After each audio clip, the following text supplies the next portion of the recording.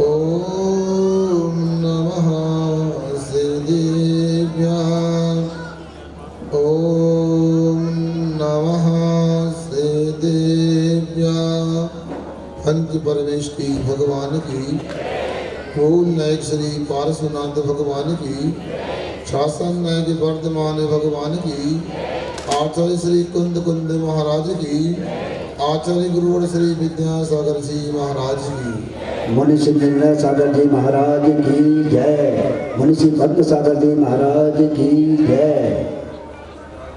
अरस्यमरूप मगंधम अभक्तम तेदणा गुणमसद्धम ज्ञान बलिंग गैड़म जीवी मणिदट्ट संतानम।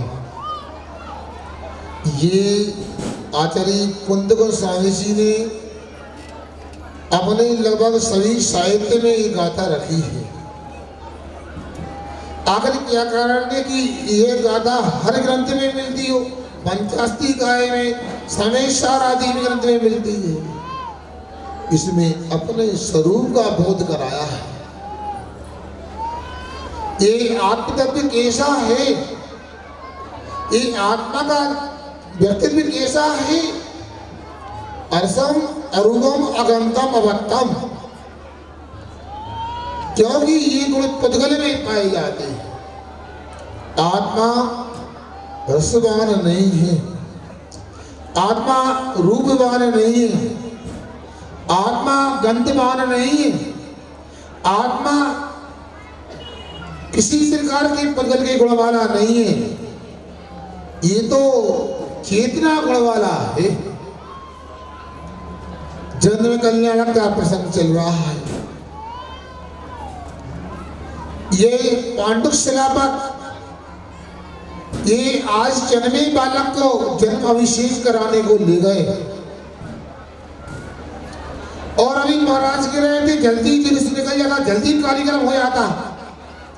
महाराज जी ये लोग भी क्या करें, ये भी तो मजबूर है। भगवान का रूप ही ऐसा कि देखते ही रहो, देखते ही रहो, देखते ही रहो। उनके रूप को देखने में इतने मग्न हो गए कि जुलूस निकालना और जन्माभिषेक करना भूल गए। मगर ये तो विचार करो, रूप किसका? कुंद गोस्वामी कहते हैं आत्म तत्व जो है रूपवान नहीं था, अरूपम होता है। जो रूपवान नहीं होता उसमें रस कैसे हो सकता है? शाम की आवश्यक की सब बेला हो गई। अंत करना है, आपको करना है कि नहीं करना क्या? इसलिए आप जब भोजन करने जाएंगे आप लोग, कोई को नमकीन स्वाद आएगा, कोई मीठे का आनंद लेगा, कोई कसाय लगा लुत्फ उठाएगा। मगर याद रखना, जो जो रस देने वाला है वो चेतन नहीं हो सकता, भाई आत्मा नहीं हो सकता। और जो आत्मा होगा वो रसवान होगा नहीं। तो आप लोग अनादिकाल से इन जड़ पदार्थों में झंपापात कर रहे हो। कुंडलपुर जी में हमने एक दोहा शतक की रचना की। एक दोहा बड़ा अच्छा लगा। जड़ पदार्थ में सुख नहीं, सुख तो चेतन माय। निज पदार्थ को तुम लखो, आटो कर्म नसाय।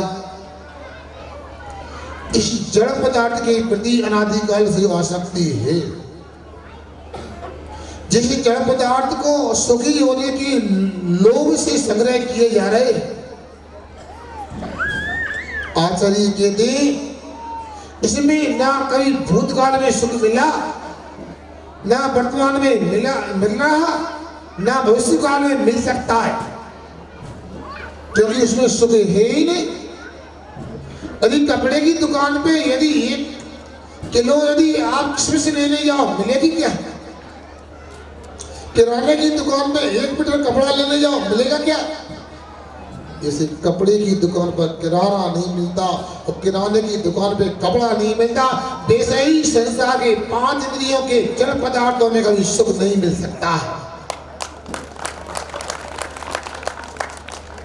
आप लोगों ने गर्भ कल्याणक बना लिया, जन्म कल्याणक बना लिया। अब एक कोई माई का लाल अगला कल्याणक बनाने वाला बताओ है? अब देखेंगे, देखो हाथी में बैठा लिया, बग्गी में बैठा लिया, अब पद यात्रा करेंगे। देखो पैदल चलना, जमीन पर चलना ये प्रकृति है और वाहनों का उपयोग करना विकृति है। इसलिए आप लोग ये बालक को देखकर शिक्षा ले करके जाओ कि ये रूप जितना भी सुंदर हो, समुद्र स्वामी कहते हैं तब रूप सौंदर्यम दृष्टवा तृप्ति मनाभिमान दीक्षा संशेषराक्षो बहु बहु विष्णु।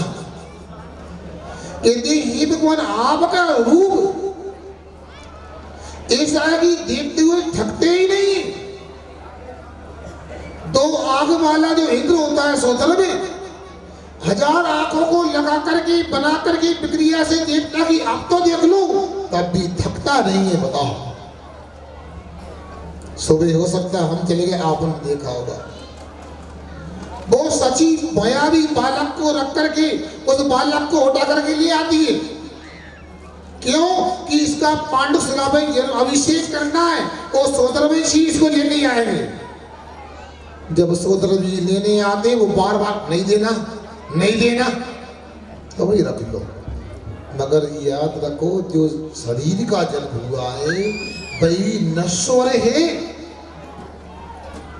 बात इतनी सी है कि हमारा जो मरण होगा तो हमारे शरीर को 4 लकड़ी के द्वारा जला दिया जाएगा, राख बन जाएगी, 3 दिन में अस्थि संग्रह हो जाएगा। और जो शरीर आज प्राप्त हुआ है, जो बालक का जन्म हुआ है, वह अपने पुरुषार्थ के माध्यम से 4 पुरुषार्थ होते हैं, धर्म अर्थ काम मोक्ष।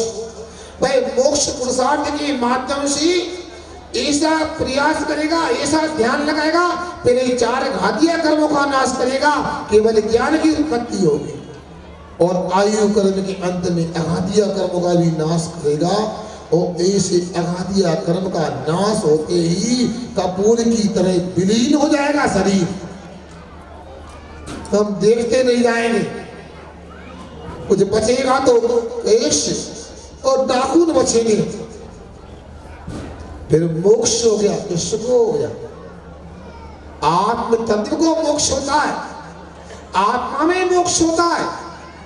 वह आत्मा यहां से 7 राज्य ऊपर गमन करके सिद्धालय में अनंत काल के लिए विराजमान हो जाएंगे।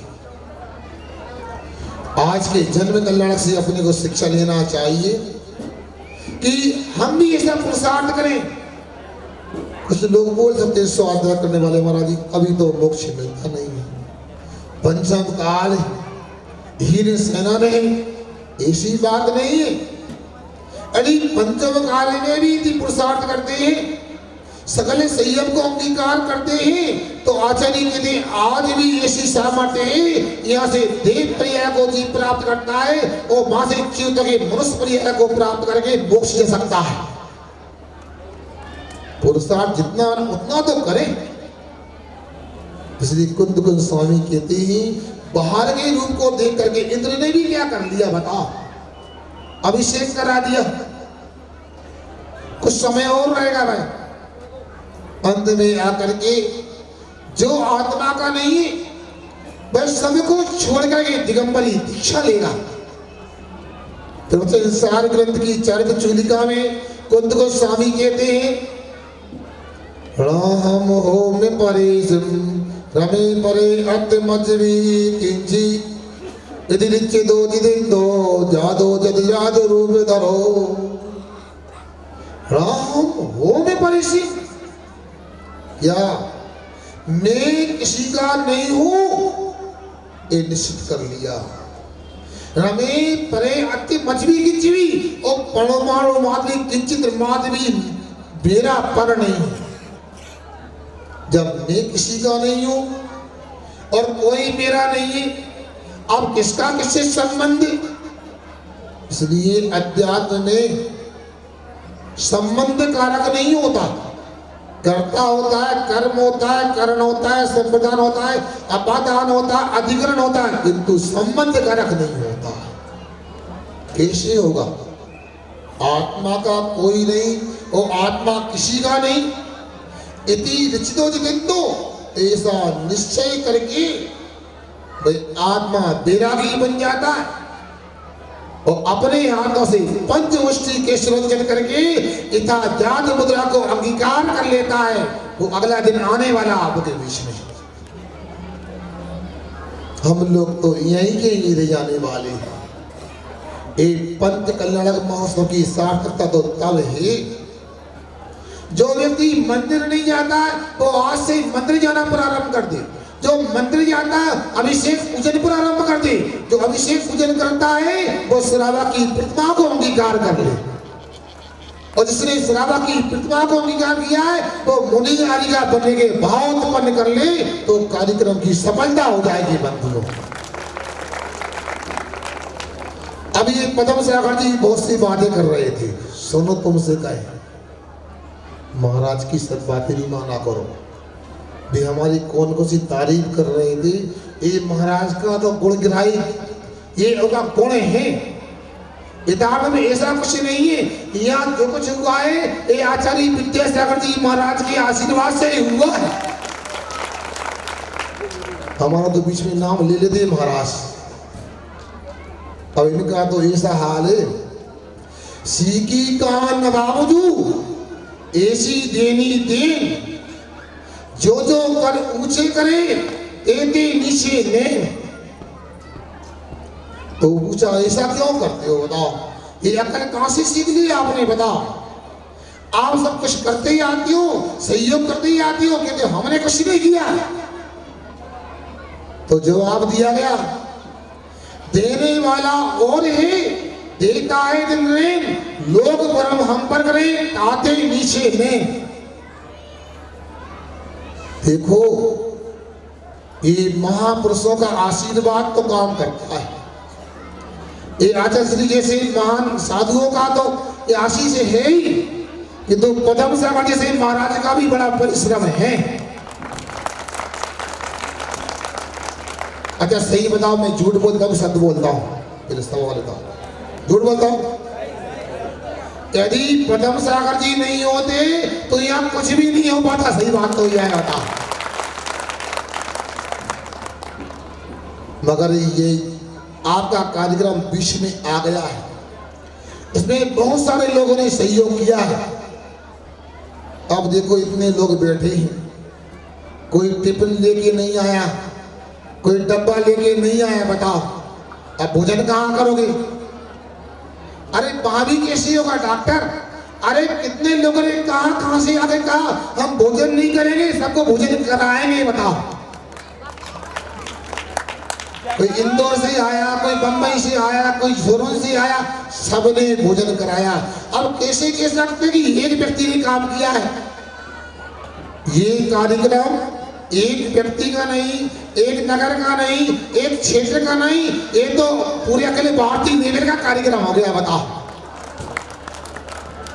एक गांव के लोगों की भी आस्था देखो।